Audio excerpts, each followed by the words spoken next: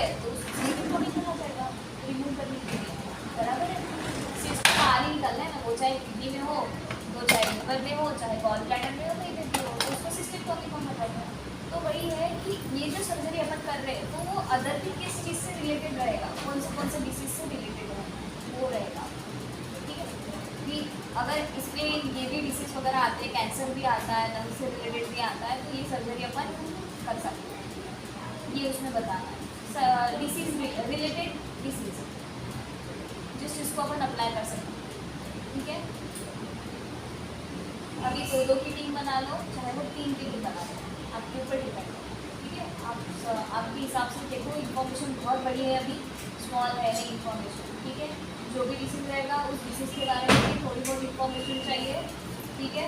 Pre, intra, post, ये 3 इसमें divide कर दो, 3 अगर लड़कियाँ होंगी तो, ठीक है, पूरा बताना है, मतलब वापस आपने हाँ आगे तो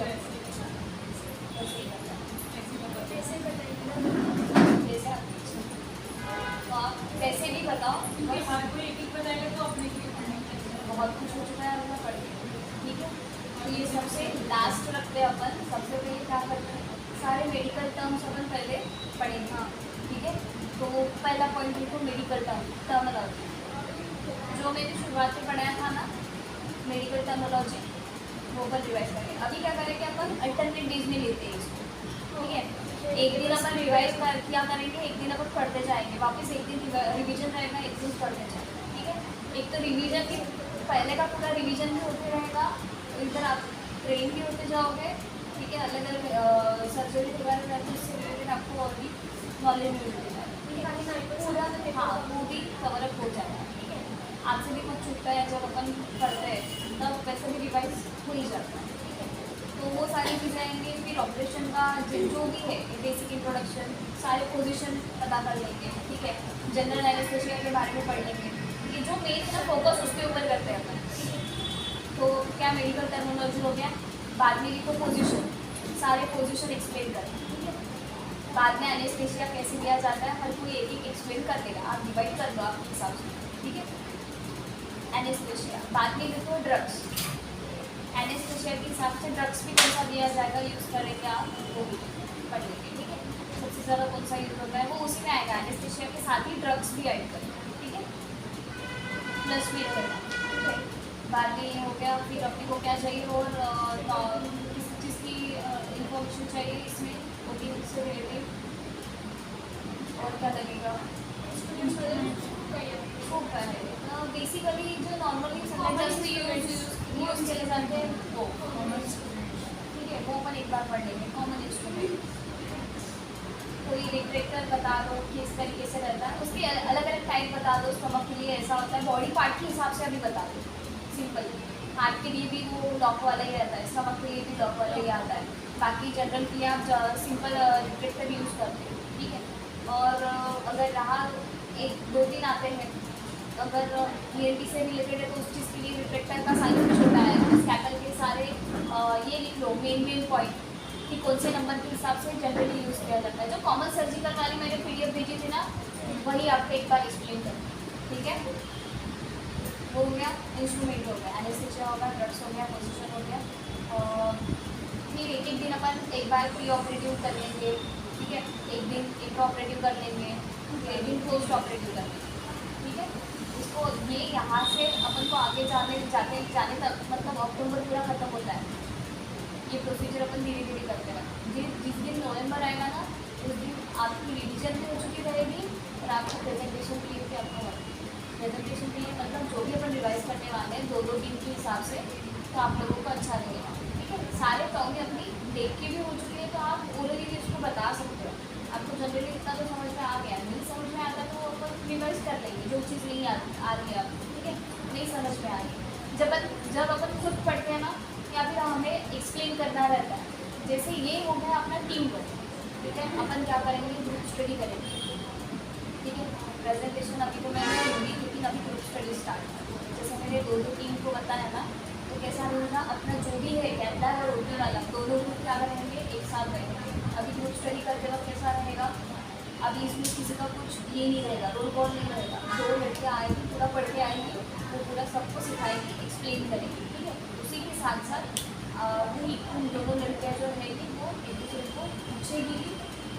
छुप रहा है तो मेरा कुछ छुपा है क्या, ऐसा कुछ डाल दिया, ठीक है। और बाकी लोग क्या करेंगे, उससे एडिशनल कुछ है तो नहीं, देखो इस सर्जरी में क्या होगा, अगर ऐसा भी कॉम्प्लिकेशन आता है ना तो इस तरीके से भी प्रोसीजर की जाती है। ग्रुप स्टडी में क्या रहेगा आपका कि आप नॉलेज दोगे भी दोगे, ठीक है। किसी को एडिशनल उस चीज़ से रिलेटेड सर्जरी पता हो, सबको टॉपिक बता देना कि कल ये वाला टॉपिक है, आप लोग भी थोड़ा इन्फॉर्मेशन निकाल के आओ, मतलब किताब का बाहर वाला भी नॉलेज अपन को पता चलेगा और आपके पास जो है वो भी पता चलेगा, ठीक है। तो कोई सबको टॉपिक बता देना कि कल का ये टॉपिक है, आप लोग भी थोड़ा इन्फॉर्मेशन निकाल रहे हो, हम लोग भी निकाल के आते हैं, ठीक है। तो उस वक्त ना ये टॉपिक अभी दोनों लोगों का मतलब एक्सप्लेन करके हो गया। एक्सप्लेन करके हो जाने के बाद अभी थोड़ी देर के लिए पॉज लेना और सबको पूछ लेना कि इससे रिलेटेड किसी के पास कुछ एक्स्ट्रा इन्फॉर्मेशन नहीं है जो आप शेयर करना चाहते हैं, इधर आप उस पर एक्सप्लेन करना चाहते हैं, तो किसी के पास भी रहेगा। कोई हो सकता है किसी को ओटी में कोई है तो उससे एक्सपीरियंस लेगा कि देखो इससे रिलेटेड तुमने कभी सर्जरी देखी है क्या, तो आगे वाला भी बता देगा कि सर्जरी से रिलेटेड हाँ ऐसा कॉम्प्लिकेशन आता है तो ऐसा होता है। सेकेंड आएगा कॉमन रहेगा जो अपने इसमें इंस्ट्रूमेंट यूज़ किए जाएंगे, मतलब जैसे कि सूचर्स है, सूचर्स के लिए एक बार अपन प्रैक्टिस करेंगे। लंबर पंचर कैसे किया जाता है, एनेस्थीसिया लंबर पंचर में कैसे किया जाता है, ड्रेनेज कैसे किया जाता है, ये उसी में आ जाएगा, ठीक है। एक वो प्रोसीजर है। मैंने शुरुआत में जितना भी आपको लिख के दिया था कि ऑक्सीजन कैसे चेक किया जाता है, सबकी नॉर्मल वैल्यूज़ क्या रहती है उन्हें भी आपको एक्सप्लेन करना है, ठीक है। जो भी बेसिक पॉइंट्स मैंने लिख के दिए थे वो भी से रिलेटेड कि कभी भी ब्लड जो होता है वो ठंडा कभी भी नहीं चलाते, ठीक है। ब्लड जो होता है वो हाँ वो सारे पॉइंट आपको क्लियर करना है एक बार कि ब्लड जो होता है वो कभी भी ठंडा नहीं चलाना पड़ता और गर्म चलाना पड़ता है। ऑक्सीजन सिलेंडर हमेशा ओटी में रहना पड़ता है, ठीक है। बाकी आपके रोल कॉल कौन से हैं वो भी आपको एक्सप्लेन करना है ओटी के साथ। एक दिन अपन वो भी कर लेंगे, एक टॉपिक वो अपन रख लेंगे, ठीक है, कि आपका रोल क्या रहता है।